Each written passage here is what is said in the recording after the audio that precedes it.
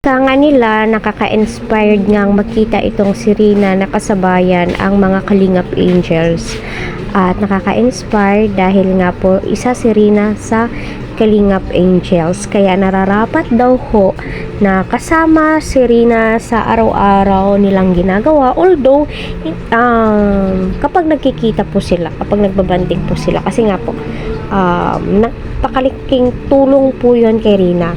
Kasi alam naman po natin si Rina ay dalaga, si Rina ay kailangan ng kaibigan na kagaya po nilang matured.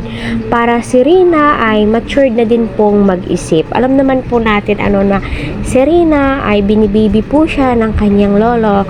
Kaya it's time na makasama po niya yung mga dalagang kaedad po niya.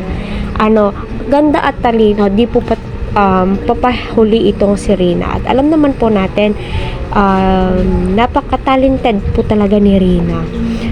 Yun na nga po, naging hadlang lang sa kanya ang kanyang sakit, pero hindi po yun naging hadlang kay Rina para hindi po niya matupad ang kanyang pangarap. At alam naman po nating lahat na naging daan ang buong team Kalingap Rab, Kuya Val, Ate Ruda na nag-aalaga sa kanya, at saka sa mga taong nagbibigay ng inspirasyon sa buhay nga po ni Rina. Kaya pagpatuloy po natin ipagdasal si Rina, ang kagalingan po niya.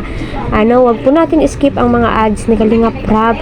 Panoorin po natin ang mga uploaded video po nila kasama ang mga Kalingap Angels, kahit sino po dyan na mga Kalingap charity vlogger. Kasi alam naman po natin yung pagod at hirap po nila, mga sakripisyo po nila para sa mga taong deserving matulungan.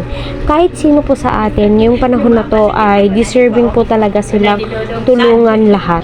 Kaya panoorin po natin, wag po natin silang pabayaan, ipanalangin po natin ang kanilang araw-araw na kalagayan.